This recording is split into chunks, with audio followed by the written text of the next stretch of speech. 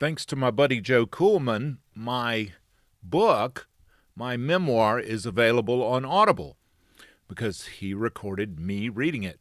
So if you want to hear my voice reading my book, the book is What She Said and What I Heard, How One Man Shut Up and Started Listening, and now it's on Audible. Enjoy. You don't focus on the trauma, you just focus on the money. It's just sex. There's no emotion attached to that whatsoever. What is the sound of one man listening? This is Man Listening, a fresh podcast featuring the stories of strong women who bounce back. Man Listening, because every woman deserves to be heard. Hi, I'm Stuart Watson, and welcome to Man Listening. People are always asking me, how do you find these women? Like, where do you bump into them? And a lot of times it just comes from being a reporter for like damn near 40 years. But I knew, as soon as Julie Rose knew that I was a reporter in Nashville, like in the late 80s, early 90s, she said, "Did you know my father?" And I said, "Of course I knew of him. He was legendary." But when you hear her story, it's more amazing than her father, who was a performer, musician, just kind of a up and coming rock star until tragedy ended that. But this is about her story. I want to warn you in advance. This story has a lot of references to sexual assault, to sexual abuse, and if that triggers you, she delivers it with a very flat affect. But if that triggers you, this is not the episode for you. But it makes her resilience and her recovery all the more remarkable. It's an amazing story. Here's Julie. Where were you born? Libya. Tripoli, Libya, Africa. Hospital or home? Air Force Base. So Air Force Hospital, and your dad was in the Air Force at that time? Yep. When you were a little girl, like 2 years old, what you were like as a little kid before the world got to you? I have no idea. I've never even thought of that before. What would I need to know about your mother and your father as individuals in order to understand you? Well, my mother was born in Italy. Uh-huh. She came over with her mom and her sister when she was 7. Uh-huh. Her father was killed in World War II. Wow. And my father was born in Brooklyn, raised in Brooklyn. And my mother and father met in high school. They dated, became jitterbug champions in Madison Square Garden. And then they got married, and my dad went into the Air Force. They met in high school. Or they met while in high school, because she wanted to be a nun and he was going to be a priest. That went by the by. Did they remain Roman Catholic, both of them? My dad did, my mom, no. How well did they do as a couple? Well, let's see. They got married in 62. Mm-hmm. I was born in 64. My brother was born in 65. We left the Air Force Base in 67. And that's when my dad started singing. What kind of singing? Rock and roll. He bought a nightclub outside of Hickory, North Carolina. The town was called Newton Conover. What kind of rock and roll? Good old rock and roll. Jerry Lee Lewis, Sinatra, Chuck Berry, Jimi Hendrix. You do a little bit of everything. Everything. Yeah. That's neat. That's neat. And then my father left in 70, went on the road. Ah. Yeah, took his band on the road and hasn't lived at home since. Now, did they stay married? They're still married. Do they live together? Nope. How long has it been since they lived together? 1971. So when 1970. He left. So you're 6 years old when your father leaves. What memories do you have of him before he left? Fabulous. What do you mean? Tell me a story. How'd y'all get along? I was Daddy's little girl. Because you were the oldest. Well, yeah, I was the oldest, but the you lights were the only at and that the point, music, right? the Yeah. lights, the music, seeing him perform, he was just everything. He was my everything. So you got to go to the club and see him? Mm-hmm. And tell me what the show was like. Well, I don't remember a whole lot of that because the sexual abuse had started at the age of 3. Sexual abuse by? My dad's drummer. Yeah. Did your father know about this at all? Nobody knew. Did he have reason to suspect it? Nope. And so when you told him about it, what was his reaction? Well, I didn't tell him until I was 25. Oh, wow. And then once you did, what did he say? He didn't say anything. I mean, what could he say? I'm sorry. I mean, he didn't say anything. What memory do you have, if any, of your father leaving in 1970? Oh, I was devastated. We ended up moving to Jacksonville, Florida. He was gone. It was very, very strange. But, I don't have a whole lot of memory of that time. I know my brother hit me over the nose with a metal drain that you put in the bottom of a pool. He was chasing this kid, and it killed me. I mean, I ended up dying from so much loss of blood, and they brought me back. Your heart stopped? Yeah, my heart stopped. Who brought you back? The doctors. They rushed me to the hospital. So, did your brother intend to hit you with that? No, he was chasing another kid. We were just going around the same corner, except the opposite direction, and he just smashed my whole face in.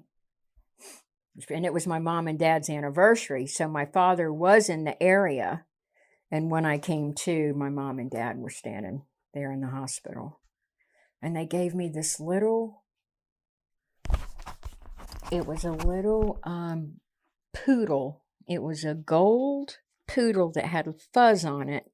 I never know what happened to that thing, and it had a little gold heart around its neck, and that's all I remember. That's all I remember. Last thing I heard was, "We're losing her," and then I woke up and my mom and dad were there. Among people who die, some of them remember things. Do you remember anything about that? Mm-mm. And among people who almost die, they make something of that, the fact that they did not die. What do you make of it that you did not die? I'm here to help people. No. My story's here to help people. Lots of people. Between 6 and 18, how were you at school? How did you do? I was a straight A student. Wow. I was a dancer, a gymnast, and an artist. What kind of a dancer? Ballet, tap, jazz, you name it, I could do it. And what kind of artist? Drawing, writing. Wow. Very artistic. And out of all that, what appealed to you the most? What called to you if you had to pick one? Well, that's kind of hard to answer because when I was 9, when I had my first drink, I blacked out. Oh, my word. And I was raped by 4 men of color. Oh, my word. So, me and my little girlfriend. So, during that time, I was looking at going to the Junior Olympics for gymnastics. Well, she got some Jack Daniels. Your friend? My friend. Got a little pint of Jack Daniels. And I got a joint from my mother. And we proceeded to go have a seance. You stole the joint? You snuck it. You knew where she kept her stash. Oh, yeah. And you took it. And where did you have this seance? Underneath an apartment building in Charlotte, Wow. South Boulevard. Okay, and so you had this seance, and did anyone visit you? Well, apparently they followed us. No, I mean anyone from the other side. Oh, I don't know. No. We were just trying to bring back our dead animals. That's who you wanted to meet in the seance. My ocelots. An ocelot's a cat? Mm-hmm. Big cat?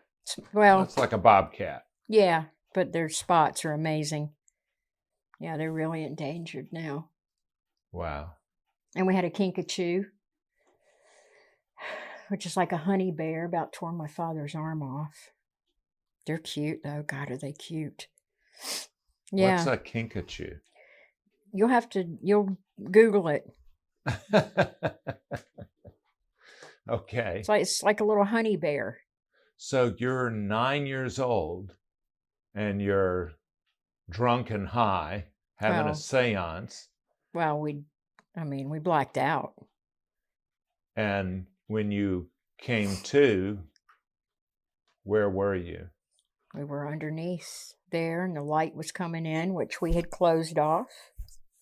The light was coming in from outside.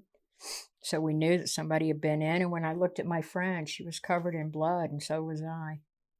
Were you clothed? No. Was she? Nope. Nope. And so that's 2 very significant sexual attacks, assaults, before the age of 10. Yep. How have you processed that trauma? How old were you before you were able to process that? Well, I was raped when I was 15 and ended up pregnant, and that's when my mother threw me out of the house. When you realized you were pregnant, how did you realize, how far along were you when you realized you were pregnant? Well, my mom and I usually started about the same time, and I didn't start. And she went and got a pregnancy test, and it came up positive. And then I told her what had happened, and she didn't believe me, and she threw me out. Because it was a family friend. I smoked a joint with him, and it had angel dust in it. So. Wow. Mm-hmm. The drinking and the smoking weed and that sort of thing. Most people don't start drinking at age 9. What do you think was going on there? Do you think that had anything to do with the first abuse? Absolutely. But plus in a lot of curiosity too. I mean, I didn't start drinking at 9. That was just my first drink. Right. I mean, I didn't touch alcohol again until I was 15. What were you trying to achieve with the drinking and smoking weed? Forgetfulness. To forget. I mean, I didn't have any good times drinking. But it did allow you to forget. Well, I don't know if you want to say forget. Maybe just numb out. I mean, every time I drank, I blacked out. Was I born an alcoholic? No. Did I become an alcoholic because of circumstance? Yes. You don't think you had a genetic predisposition? Nope. It's not in my family. Either side? Nope. Wow. Mm-mm. Okay, so you're 15, you're kicked out of your house. I go live with a drug dealer. How old was the drug dealer? 23. What kind of drugs did he deal? Cocaine, pot, mescaline. How did you know acid. him? Oh, no, he was the party house. And he took you in? He took me in and said he'd take care of me. Did you keep going to school? Nope. So you dropped out of school. I couldn't go to school. Did you have the baby or did you get an abortion? He ruined it. He got rid of it. What do you mean he got rid of it? He got rid of it. He killed it. How? I don't want to talk about that. Okay, that's fine. Yeah. So you're staying there with this drug dealer.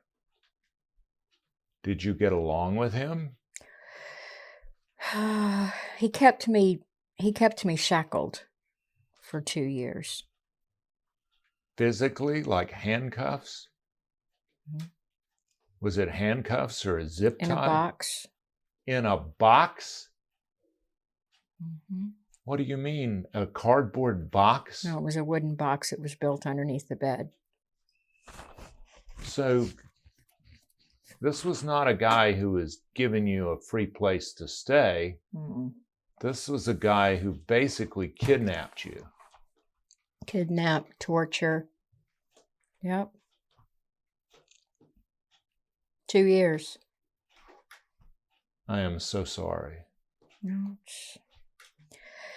most people don't live to talk about it. How did you get away? I snapped. Apparently, I got myself loose. I remember hearing music and a bunch of guys laughing. And apparently they were cutting up cocaine. I got myself out. I got out of the bedroom, and I guess there were like probably 6 or 7 guys there. And they were cutting up kilos of cocaine, and I picked up a pair of scissors and went for my boyfriend's neck. You call him a boyfriend. Well, I mean, that's... What else can you call him? You could call him a kidnapper. Yeah, well, I guess you could say that. I've never even thought of that before, but yeah. And then what happened? Cops came. No, what did you do to him? I just tried to stab him in his neck. And somehow or another, they threw me outside. Did you succeed? Did you hit him? I don't know if I did or not. Okay. I ended up in the back of a police car, and then in jail. Did you have blood on you? Yeah, I didn't have any clothes on. I was completely naked. So, jail and prison. For? Assault with a deadly weapon with intent to kill. Did you kill him? No. No. I did not. You wish you had? I wish I had, yeah, but now I was able to make amends to him a couple of years ago. Wow. How did that go? It was great. What did he say? He said, "You don't owe me an amends, I owe you one." And I said, "That's not what this call's about." He lives right outside of Charlotte somewhere. Did he get out of the life? I don't know. I have no idea. I never saw him again. So you're thrown into jail. Did you plead to this charge or? Mm-mm. No, they had a trial?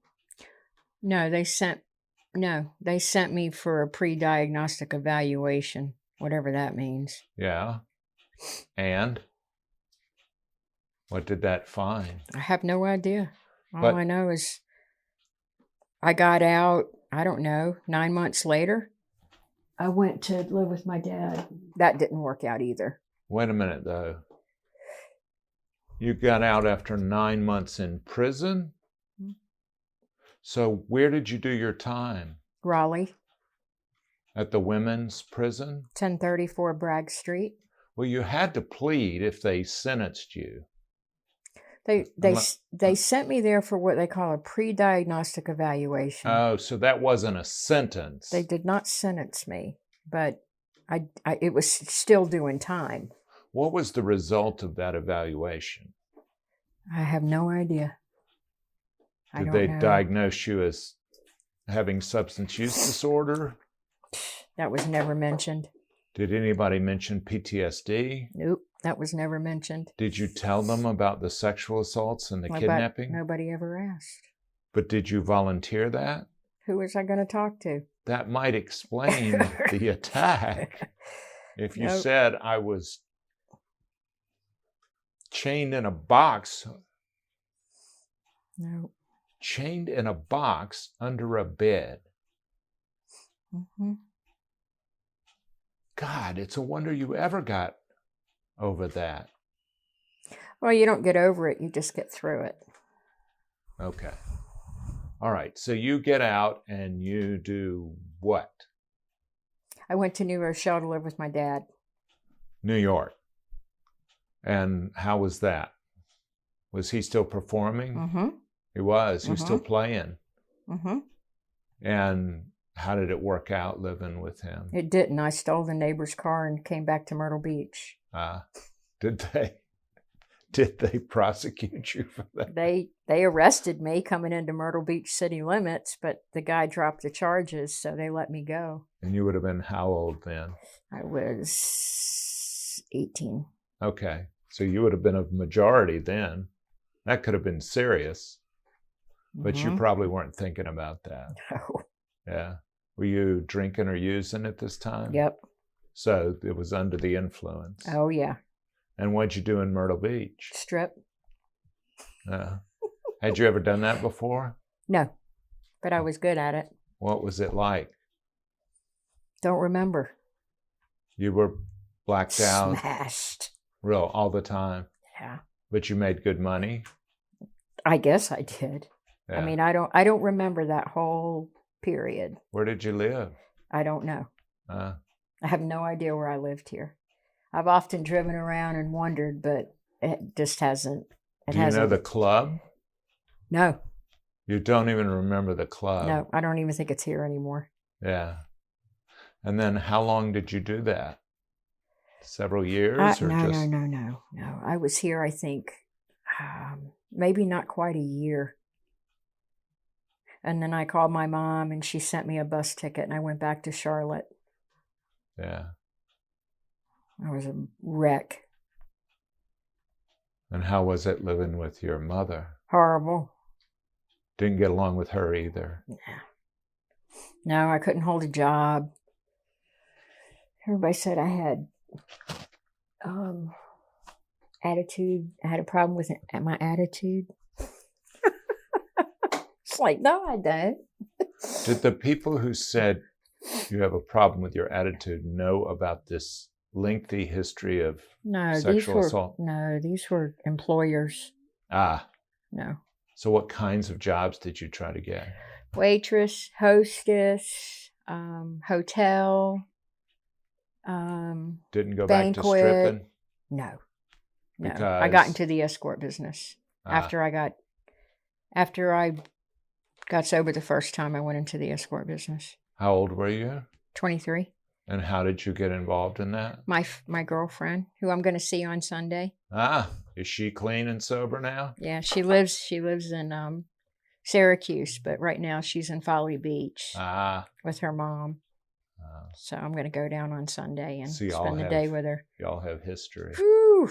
Oh my God, do we have history? Yeah. I got sober and she started shooting heroin. She's HIV positive and has been all these years. Yeah. And still surviving and yeah. From your own experience of women, young women in the escort business, in the sex workers, what portion, in your own estimation, professional estimation, have been sexually assaulted? All of them. 100%. 100%. Yep. 100%. Basically, you're paying for the non-emotional crap that goes on in, relationships. And a lot of people don't understand it. I went to work for the Hollywood Madam. That's how I ended up in Atlanta. I never got busted. I was just running one of her places in Atlanta. There were many. When you say a place, would it have been an actual physical address? Yeah, it was my penthouse in Buckhead. So like a condo? apartment? Well, it was more like an apartment, yeah. Not a hotel room. Mm-mm. It would have been the same place. Mm-hmm.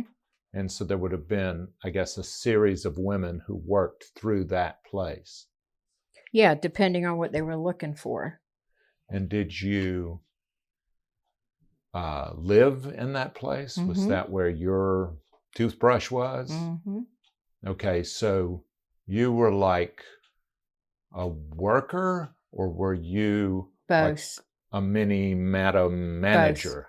Both. Both. What is that like? You don't focus on the trauma, you just focus on the money. It's just sex. There's no emotion. I mean, it's probably one of the oldest forms of income for women, you know, and there's no emotion attached to that whatsoever. You know, just, So it's all about the money. does it bring the trauma back up? It certainly doesn't help process the trauma. No, you can't. It's got to be impossible. It would have been impossible for me to have gotten any help during that period of time.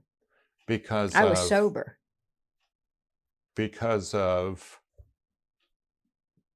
you're clean and sober, but you're doing this and making a bunch of money. But I don't have a sponsor. I don't have a program. I don't have anything. I'm just not drinking and going to meetings. So how long did you do that, and how did you get out of that? Well, I relapsed. Ended up living on the streets. Lost everything. When you My say lived addiction. on the streets, where did you sleep? Wherever I could. Like what kinds of places?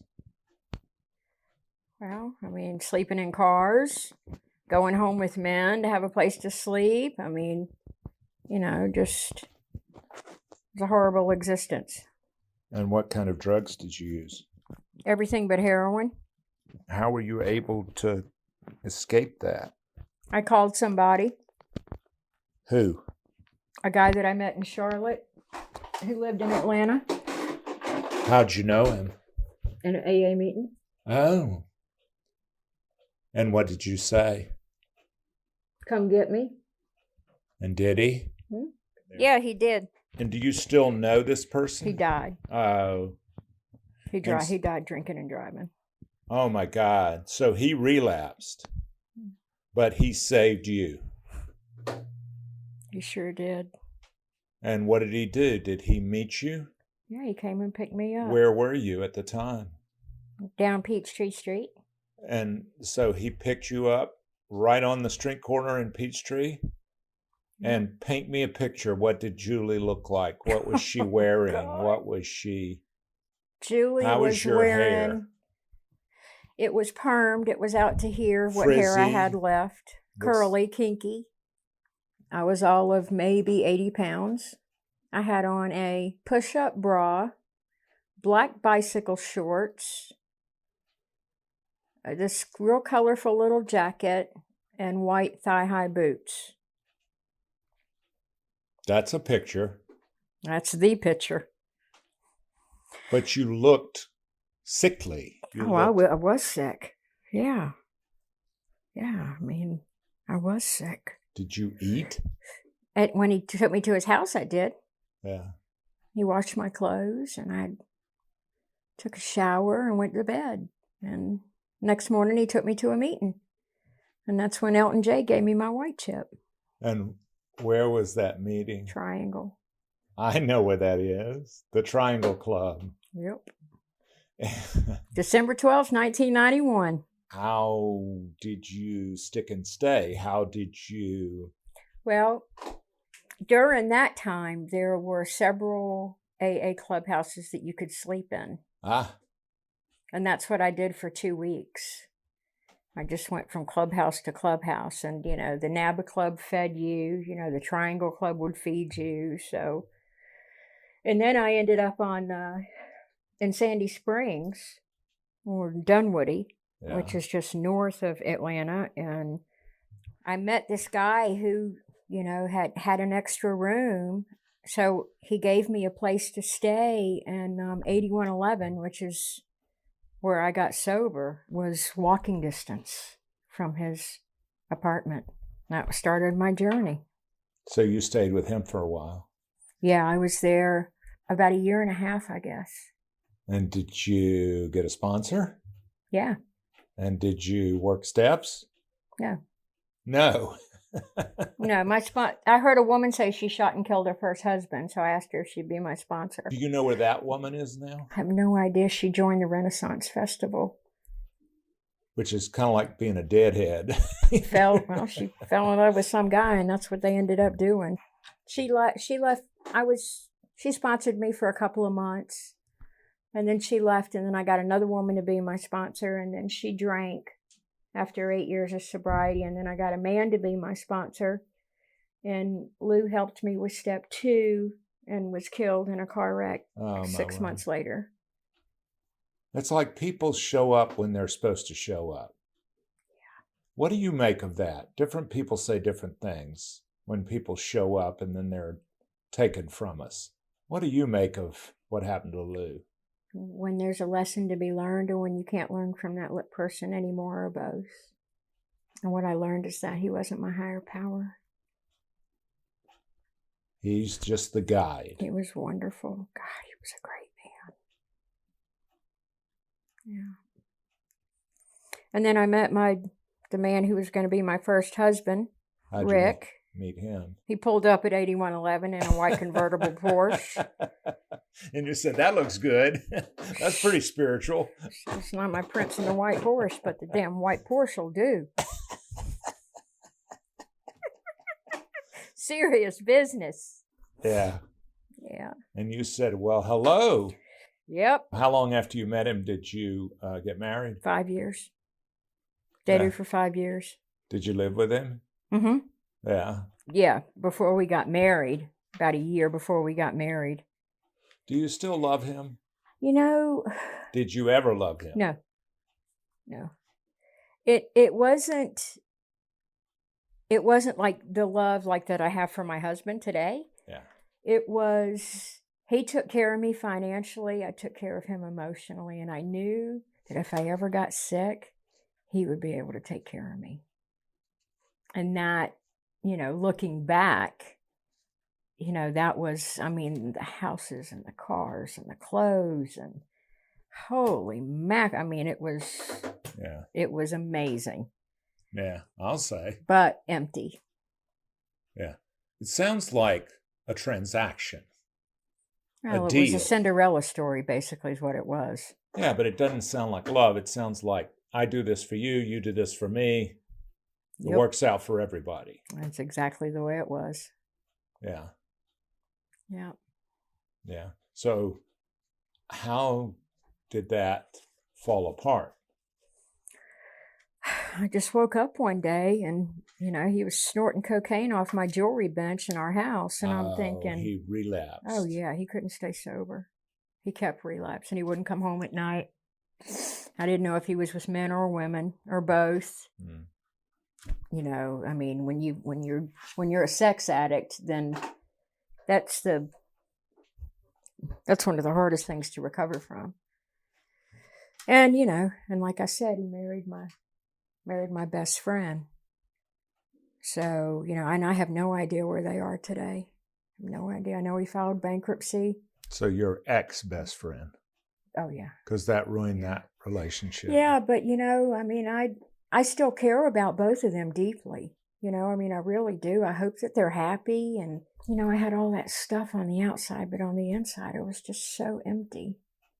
And going out to Arizona was wonderful. I got to play in the dirt and, dig for turquoise. And I found dinosaur bone in Moab, Utah. And, I ain't afraid to get my hands dirty. And then after 2 years, I went to work for the Department of Corrections in Arizona. I was working with level 5 sex offenders. You had experience. Yeah. Yeah, I was going to be one of those inmate to wardens. Anyway, so, and then after about 2 years, I decided to go back to Charlotte. See if I could have a relationship with my mom. After that, I came down with my girlfriend. Her name was Linda. She had a motorcycle, so we came down for the Fellowship by the Sea. It's a conference that they have here in the end of September, and it was also going to be the following week was the fall rally, motorcycle rally. So we trailered our bikes. I was going to set up at the Beaver Bar selling my jewelry because that's what I've done for 7 years here is set up for Bike Week. I mean, make all kind of money. And that's when I met Scott. Met him at the conference. Your husband. 3.5 weeks later, we got married. Congratulations. And that's been how many years? 10.5. Congratulations. Yeah. Think this one's going to stick, I think. Yeah. And she's dead. Who's dead? My Linda. She died 2 years ago. They found her in a tub with a needle in her arm and some heroin crack house. I don't know, but yeah. When you've been clean and sober as long as you and I have, more than a quarter century, they told me that better get a suit. You're going to go to a lot of funerals. I've been to a lot of funerals. And what I tell people is, there was cocaine, there was crack, there was meth, and now there are opioids, heroin and Oxycontin, etc. And then whenever that goes away, there's going to be something else. How have you learned to process that, seeing friends die? Well, I mean, it's just, what I suffer from wants me dead, but it'll settle for me drunk. So, I mean, it's just, unfortunately, it's a part of alcoholism and drug addiction. I mean, I can't determine, who lives and who dies. I just know that I'm not going to die drinking. That I do know. How are you so sure? Because I don't drink no matter what.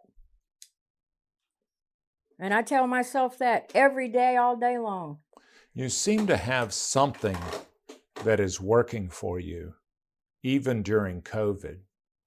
What is it? Well, I think it's my belief in God and my belief in the program of Alcoholics Anonymous and of being of service to others. And how do you maintain a community when you can't see these people that you've known all these years face to face? You see them on a little webcam. Yeah, I mean, I haven't even been going to those meetings. I'm just doing the Women's International meeting right now. And I've connected with all kind of women from all over the world who I will meet in person one day. Scotland, Dublin, the UK, Spain. I'm going to have it all mapped out. Germany. I mean, I have met some of the most incredible people. Incredible. And you have a relationship with them, even though you have never laid eyes on them. Yeah, well, just through our monitor. We call it language of the heart. What does that mean? That means that we're connected. We got heartstrings that connect each other. It's like I fall in love with them through the monitor. Yeah. It was so funny the other day, and I've got to find who said this. They said, Julie Rose, every time I see you, you remind me of the cartoon character where the little hearts are popping out of their eyes. And I was just like, oh my God, that's the sweetest thing anybody's ever said to me. And I have no idea who it was, but I'm going to find out. I was like, that's just too cool. Because, I mean, I'm positive. I'm energetic. I'm uplifting, I mean, I'm not that doom and gloom kind of, I don't like those kind of people. What accounts for you going from this 85-pound, hopeless person to a transformed individual? How is it that you are not permanently broken from all the sexual abuse and the substance addiction? Well, it's like I say at every meeting. I'm a puzzle. And each one of those women have a piece. And they all put me back together again every day. It's the only way I can explain it. How were you able to process and heal from the abuse? Well, therapy. I mean, I went through a lot of therapy. I went to treatment. I went to a place called Sierra Tucson when I had 3.5 years sober for 28 days. I mean... So you were already sober when you went there? Oh, yeah. Then why did you go? To deal with childhood sexual abuse and anger. Well, rage. Yeah, I've done a lot of work. A lot of work.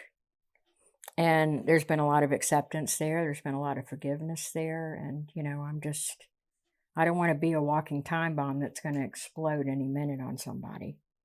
Do you think you're still capable of snapping and putting a pair of scissors in someone's jugular?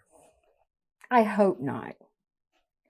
But, you know, I suffer from what they call blackout anger, where I black out. I mean, yes, I've been diagnosed. I do have PTSD. You know, I do have severe depression. I mean, you know, there's been incredible amounts of trauma that I've gone through. I think anybody is capable of that. It's the actual, you know, thinking about doing it and doing it are not the same thing. What do you believe your legacy is if you got hit by lightning today? She won't drink no matter what. No matter what. I don't quit no matter what.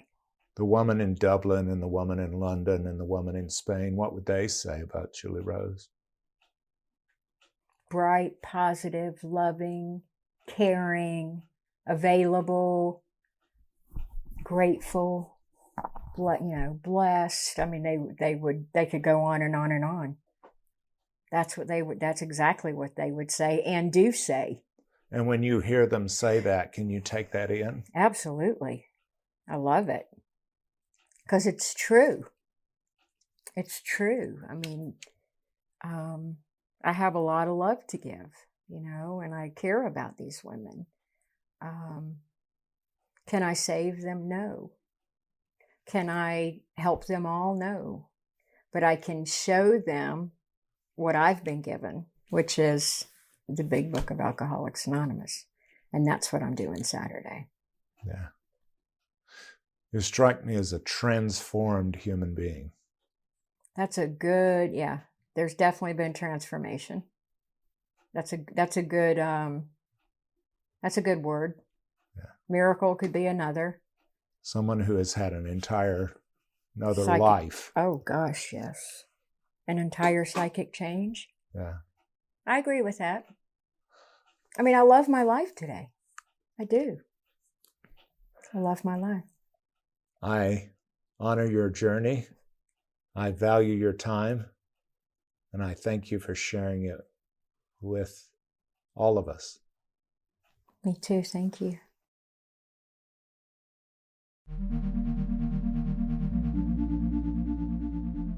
And then I took Julie Rose out to lunch at the Mexican restaurant of her choice, which we put on our masks and we were safe and sat apart and everything else. We recorded that in Myrtle Beach last year, and it's just taken a while to get it in the queue. Julie Rose, just an amazing, ought to be a book, ought to be a movie. Just an amazing story of transformation. Thank you, Julie Rose. I appreciate you. Man Listening is a production of Unmediated LLC in cooperation with the Queen City Podcast Network and Balto Creative Media. Allison Andrews at Andrews Creative and Rachel Clapp Miller are developmental producers. Sally Higgins at Higgins & Owens tries to keep us legal. Our music is A Day at the Park by the group Pictures of the Floating World. Your announcer is Catherine Smith. That's me. Please go to our Patreon page. You'll find us at patreon.com. Look for Man Listening, one word, no spaces. We hope you'll join us by becoming a member. A small investment can raise up the conversation. If you want exclusive member merch like a t-shirt, we can arrange that too. My heart is filled with gratitude to all the people who have supported Man Listening and elevated the stories of powerful women who bounce back. I really appreciate you. Thanks for believing in this cause. Don't forget to support us at Patreon. We believe one voice can change the conversation. Click the subscribe button, and next week you'll hear. But he said, if you hear me say at dinner one night, Gomez, the onions begin to smell, get out of the country. That's next week on Man Listening. Thanks.